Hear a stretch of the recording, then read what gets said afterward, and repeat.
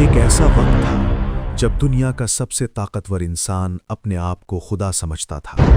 اس کے پاس سب کچھ تھا، لیکن ایک چیز نہیں تھی: حقیقت۔ اور جب حقیقت اس کے سامنے آئی تو وہ قیامت بن گئی۔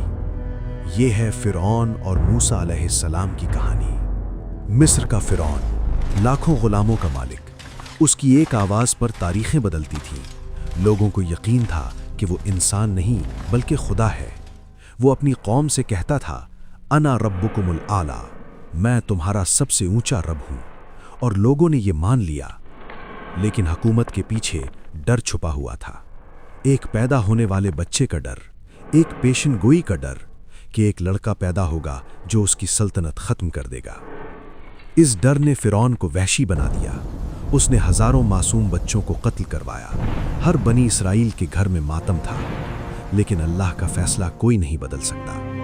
وہی بچہ جس سے فرعون ڈرتا تھا، اس کے اپنے محل میں پلا بڑھا ہوا۔ موسیٰ علیہ السلام، اللہ کے چنے ہوئے بندے، لیکن وہ محل میں نہیں رکے، ان کا راستہ کچھ اور تھا۔ برسوں بعد اللہ نے انہیں رسالت دی، ایک عصا اور ایک پیغام: جاؤ فرعون کے پاس جاؤ، اسے حق کی دعوت دیں۔ تصور کریں، وہ محل جہاں کبھی کھیل کھیلا کرتے تھے اب وہاں واپس آ رہے ہیں، لیکن اس بار ایک نبی کی حیثیت سے۔ فرعون اپنے تخت پر بیٹھا تھا، اس کے چاروں طرف سپاہی، دربار اور سونا، اور سامنے صرف ایک آدمی عصا کے ساتھ۔ موسیٰ علیہ السلام نے کہا، فرعون، اللہ نے مجھے بھیجا ہے، بنی اسرائیل کو آزاد کر دے اور اپنے رب کو پہچان۔ فرعون ہنسنے لگا۔ اس نے کہا، کون ہے تمہارا رب؟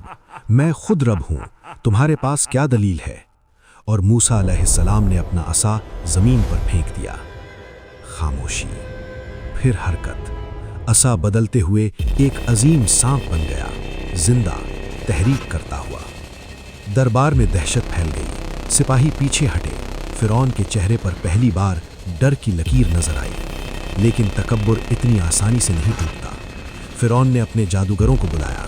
اس نے کہا، یہ صرف جادو ہے، میرے جادوگر اس سے بہتر کر سکتے ہیں۔ اگلے دن بڑا مقابلہ ہوا، ہزاروں لوگ جمع تھے۔ جادوگروں نے اپنی رسیاں اور لاٹھیاں پھینکی، وہ بھی سانپ بن گئے، لیکن موسیٰ علیہ السلام کا عصا ان سب کو نگل گیا۔ حقیقت نے جھوٹ کو کھا لیا، اللہ کی نشانی ظاہر ہو گئی۔ جادوگر سمجھ گئے، یہ جادو نہیں، یہ معجزہ ہے۔ انہوں نے فوراً سجدہ کر دیا، کہا، ہم موسیٰ کے رب پر ایمان لائے۔ فرعون آگ بابولا ہو گیا۔ اس نے کہا، تم نے میری اجازت کے بغیر ایمان کیسے لا لیا؟ میں تمہیں سزا دوں گا۔ جادوگروں نے جواب دیا، کر لے جو کرنا ہے، ہم نے حقیقت دیکھ لی ہے، اب ہم اللہ کے سوا کسی سے نہیں ڈرتے۔ یہ لمحہ، یہ تجدید ایمان کا لمحہ فرعون کے لیے آخری موقع تھا، لیکن اس نے تکبر چنا۔ اللہ نے پھر بھی موقع دیے، طوفان، ٹڈیاں، خون کا پانی، ایک کے بعد ایک عذاب، ہر بار وارننگ۔ ہر عذاب کے بعد فرعون کہتا، بس روک دو، میں مان جاؤں گا، لیکن جب عذاب ہٹتا وہ واپس اپنی ضد پر آ جاتا۔ یہ انسان کی سب سے بڑی کمزوری ہے، مصیبت میں اللہ کو یاد کرنا اور سکون میں بھول جانا۔ آخر کار موسیٰ علیہ السلام کو حکم ملا، رات کے اندھیرے میں اپنی قوم کو لے کر چل پڑو، اللہ تمہیں راستہ دکھائے گا۔ صبح ہوتے ہی فرعون کو پتہ چلا، وہ بھڑک اٹھا۔ اس نے اپنی پوری فوج لے کے پیچھا کیا، ہزاروں گھوڑے، راتھ اور سپاہی، اور سامنے سمندر۔ بنی اسرائیل گھبرا گئے، پیچھے فرعون کی فوج، آگے گہری نیلے پانی کی دیوار۔ لوگوں نے کہا، موسیٰ اب کیا ہوگا؟ ہم گئے۔ لیکن موسیٰ علیہ السلام بالکل سکون سے کھڑے تھے۔ انہوں نے صرف اتنا کہا، میرے ساتھ میرا رب ہے، وہ مجھے راستہ دکھائے گا۔ اور پھر اللہ کا حکم آیا۔ موسیٰ علیہ السلام نے اپنا عصا سمندر پر مارا، پانی بچھ گیا، درمیان میں سوکھی زمین، دونوں طرف پانی کی دیواریں، راستہ بن گیا۔ بنی اسرائیل دوڑ کر اس راستے سے گزر گئے، اور فرعون کیا؟ اس نے سوچا یہ بھی ایک عادی چیز ہے۔ وہ اپنی فوج کے ساتھ اسی راستے پر چل پڑا۔ تکبر میں وہ اندھا ہو چکا تھا۔ جب بنی اسرائیل پار نکل گئے اور فرعون بیچ میں تھا، پانی واپس آنے لگا۔ پہلی بار فرعون کو اپنی حقیقت نظر آئی، وہ صرف ایک کمزور انسان تھا، پانی اس کو گھیر رہا تھا۔ اس وقت اس نے کہا، میں ایمان لاتا ہوں اس خدا پر جس پر بنی اسرائیل ایمان لائے ہیں۔ لیکن اب بہت دیر ہو چکی تھی، मौत के वक्त का ईमान कबूल नहीं होता। फिरौन डूब गया।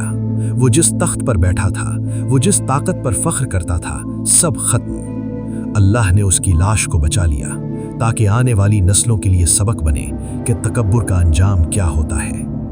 आज भी फिरौन की लाश म्यूजियम में रखी है। हजारों साल बाद भी वो एक वार्निंग है। ये कहानी सिर्फ पुराने वक्त की नहीं, ये आज भी जिंदा है। हर उस इंसान में जो अपने आप को सबसे बड़ा समझता है, हर उस शख्स में जो अल्लाह की निशानियों को देखकर भी इनकार करता है। तो सवाल ये है कि क्या हम अपने अंदर का फिरौन पहचान सकते हैं या हम भी तकब्बुर में अंधे हो चुके हैं? मूसा अलैहिस्सलाम ने सब्र रखा, फिरौन ने तकब्बुर। दोनों के अंजाम अलग थे और चुनाव हमारा है।